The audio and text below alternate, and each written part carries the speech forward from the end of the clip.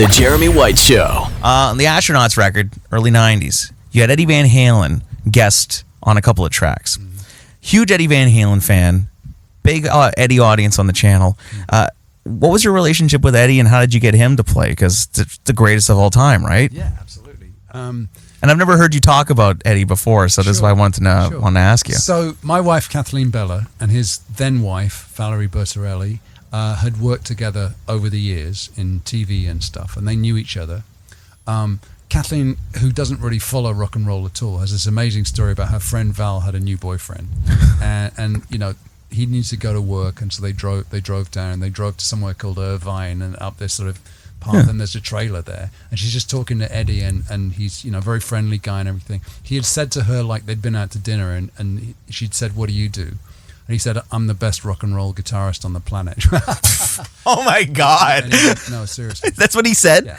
Oh, that is amazing. And so then she was in his trailer, right, at Irvine, and just talking, and he said, "Look, if you don't mind, I just have to warm up." You know, she said, "Go right ahead." So without looking down, he just picks up a guitar and starts absolutely shredding. And you know how relaxed his face always is doing that, you know. So she can't believe what she's seeing, that this, you know, these little notes are coming out of this guitar. And then she follows him out to the stage with Val, and there's like 15,000 people out there going nuts. She had no idea. She had no idea. I had a great relationship with him. We sort of clicked musically, although we were very shy of each other. You know, we were both an odd mixture of sort of shy and arrogant. And I went up to his studio, which is in the Hollywood Hills, not far from where we lived. It was on a weekend. They were recording the FUCK album during the week, but this was like a Saturday. And so there was nobody around. Was Andy Johns there? So I'll get to Andy in a second. So we're in the control room, right? And I played in the tracks, and he had like 12 guitars around him on stands, right? And anywhere in the world you can break the ice with another musician by quoting from Spinal Tap, right? So we're talking about something. He said, "What about like a sort of day tripper type thing?" And he reaches for it. I said, "Don't touch that. It's never been touched." And he goes, I said, "Did you see that film, This Is Spinal Tap?" He said, "Yeah, man.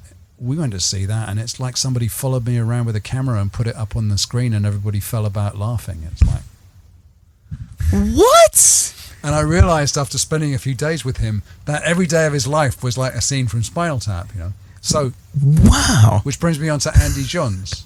So, Andy Johns showed up because he was worried that Eddie couldn't work his studio without him. Right? Oh man! And he was about 3 feet taller than Eddie, so he gives him a little hug. "Come here, you little Dutch git," he says. He gives Eddie a big hug, but he was clearly on a bender, you know, this weekend, and he'd shown up in this big pink convertible Cadillac. And during the week, apparently, he held it together, but at weekends, he just sort of went. Just really sent it. Non-stop bender. So after a while, Eddie sent him away. He was no use in the studio. I said, "All right," and he was like, "All right, you little Dutch bastard. All right, I'll go. I know when I'm not wanted." So he leaves the control room, and we go back to working, and then we hear this crash, and Eddie runs out, and he comes back in and goes, "Val's going to kill me. Andy's knocked the arm off one of my statues." Oh man! Oh man! This is great. So then we worked for a bit. In the back of the studio, they had a room with 4 of each of their favorite game consoles, like Grand Prix Racer and things like that. Okay. So the whole band could play like together. Pac-Man and like stuff like and that. Like hot dog machines and popcorn machines. It's like a sort of boy cave back there. We worked for a while, and then it was evening, and he said, "Well, why don't you come down to the house and see Val?" So we go outside, and you can see this big Tudor mansion like 30 feet down the hill. He goes, "Do you want to walk or drive?" And I said, "Well, we can just walk. It's driving." He goes, "I never walk anywhere, man." He goes around the corner, and he comes out in a golf cart painted in the Frankenstein Frankenstrat colours. Yes. And we pootled all the way around the hill to get back to the house. And as we're doing it, we hear, "Eddie!" because he's under Mulholland Drive, and it's Saturday night now. And there's a crowd have parked up on Mulholland Drive in the hope of glimpsing Eddie Van Halen. Oh, that's awesome! Like, as he goes past in the golf cart, you know, he's getting this round of applause, and he had the door open when he was playing, so they had a little concert. So everybody was able to hear it. Yeah.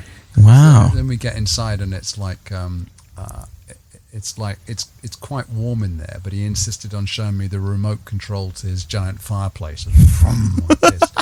And Val's going, "That's going to be very hot, honey." And he goes, "Well, turn it up, the AC." You get the AC blasting with the fireplace. So it's like, every episode of his life was sort of like that. And, Yeah. And so I can see why Spinal Tap would not be very droll, if that's your life. Wow. Eddie Van Halen did not like Spinal Tap. That's awesome. Do you remember what? Def Leppard didn't either, by the way. Really? Yeah, I saw the premiere in London of Spinal Tap, and they were there with their whole entourage. And one of the wives and girlfriends, or groupies or whatever, at the end of it said, "Why couldn't they do it about a real band like Def Leppard?" That's awesome. Oh, I'm gonna ask Phil about that. I wonder, was Phil Collin there? I think so. Yeah, I remember Joe being there, but I'm not sure about Phil. Wow. Do you remember what guitar Eddie used to play all those rhythm tracks on those songs? Yeah. Was it a Frankenstein? Was it a Music Man? I think he used the Frankenstrat on the solo on Eastern Bloc, but the chunky stuff that he was doing on Cigar. Close But No Cigar, I think what he actually used was like a semi-acoustic Gibson or something like that. He had a particular sound that he liked for that sort of damped, using your palm to damp the... Yeah, because on the intro parts, like it's definitely like neck pickup. Sound like he's using the wah. It was like, sounds like For Unlawful Carnal Knowledge, like wet, dry, wet setup. Like, yeah. So Eddie like engineered all that stuff on his own. And I think Andy had set it up and just gave him some tracks. But Yeah. he knew how to work his studio. I mean, I got the impression that he was a guy. I mean, he's a brilliant musician, but I always felt, and sorry about this, the rest of you and Wolfie and so on, but I always felt the band sort of had him by the balls. Really, it's like they didn't really want him working with other people. Yeah. In fact, his brother said to me, we would have been number one with Jump if it weren't for that little whose album Eddie played on. So Beat It is what kept us off number one. So I don't want him working with anybody else. wow.